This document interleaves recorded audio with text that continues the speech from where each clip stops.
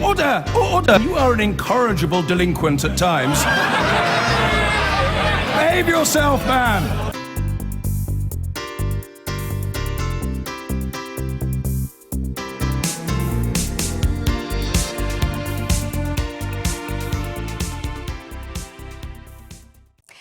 The Prime Minister has announced new cash to tackle hate crimes in the wake of last week's Brexit vote. He told MPs that it was vital that those responsible were prosecuted. We'll be discussing in a moment whether race hate crimes are on the rise. But first, Porrick O'Brien has this. The Spanish Institute School, Portobello Road, London, flies more than one flag on the roof, depicts more than one culture on the walls. One of the reasons why this shocked parents picking up their children on Monday, daubed on a door during school hours. It's important to reiterate that this is one of a small number of incidents perpetrated by a very small group of people. Still, what's worrying about this particular one, it happened in the middle of the day. It was daubed on the door of a school, and it's on Portobello Road, one of the most diverse communities in London. Also, unfortunately, a parent told us that they were planning to introduce a school uniform here that would clearly identify children as Spanish. The plan was to introduce that in September, but now a small group of parents are lobbying for that not to happen, lest their children be targeted in some way. There is little so far by way of comprehensive statistics showing a rise in race hate post-referendum. There is lots, though, by way of first-hand experiences. Yesterday, a former member of my staff was verbally abused and attacked whilst out shopping in London because of the colour of his skin, as of Pakistani origin. He was chased down the road by a lady shouting about how he had voted out and that people like him shoot others and blow up people. Shame. Shame. We want action by the police, by the prosecuting authorities. The laws are there for these people to be prosecuted. They should be used. We're going to strengthen the guidance in the way that I suggested, but we should absolutely not put up with this in our country. At West London's Polish Centre today, a show of solidarity from Home Office ministers after the building was targeted. Here, there is a collection of Joseph Conrad. The Joseph Conrad collection, a British Pole, by the way, on display. Downstairs, reception almost disappears underneath the cards and flowers. Outpost of progress trumps heart of darkness. Well, joining me now to discuss fears over a spike in racism since the referendum is the comedian Ava Vidal, with me on there, the Polish-born MP Daniel Kawczynski and the commentator Luke Gittos. Ava, first, do you believe that there has been a rise in racism since the beginning of the referendum campaign? Absolutely. I believe that it started with the last general election, to be honest. That's when I started noticing, and friends were going, oh my gosh, this is getting a bit weird. But I believe now, with the result of the referendum, it has empowered certain people to go out there and be bold in their views and say what they have to say. I mean, what I'm noticing now, the difference with this time is that actually there are other white people being targeted.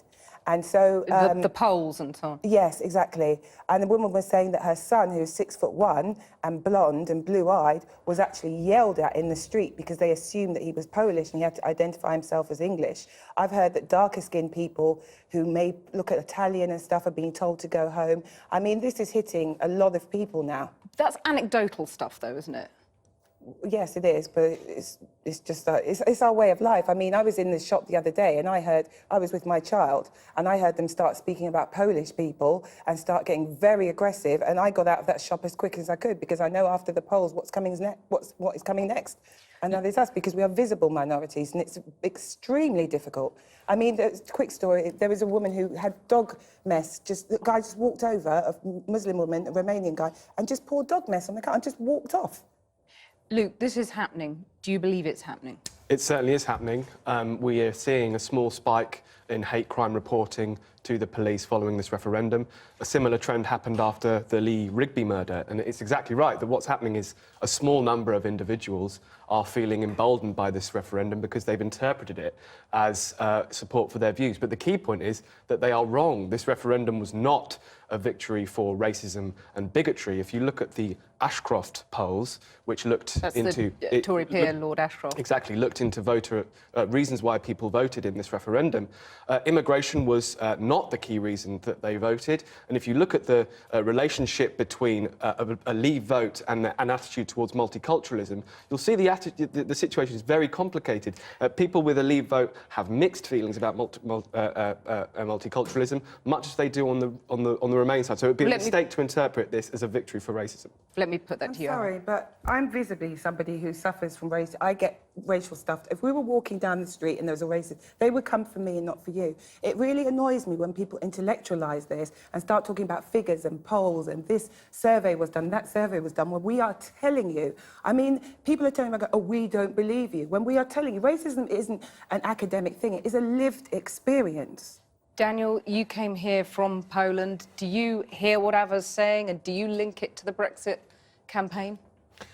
Well, first of all, I'd like to say how proud I am of the Polish contribution that has been made to the United Kingdom over generations. The Polish 303 Squadron was one of the largest and most successful squadrons in the Battle of Britain. And Poles have always played a great role. Many of them have now come here since Poland joined the European Union and have contributed immensely to our economy. Do you believe they're now being targeted, your fellow Poles in this country are being targeted because of the Brexit campaign and the rhetoric of that campaign that you were part of? No, not at all. And I was a Brexit MP, I was campaigning for Brexit.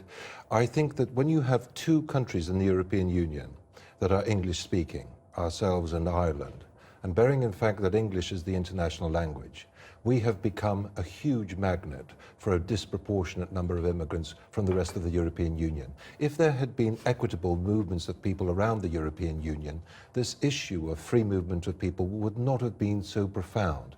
So you're accepting that immigration was one of the #1 issues in the referendum, and therefore the rhetoric around that was potentially problematic? I think immigration was one of the factors, and our ability to take control and manage immigration, I think that was one of the factors. But I agree with Luke.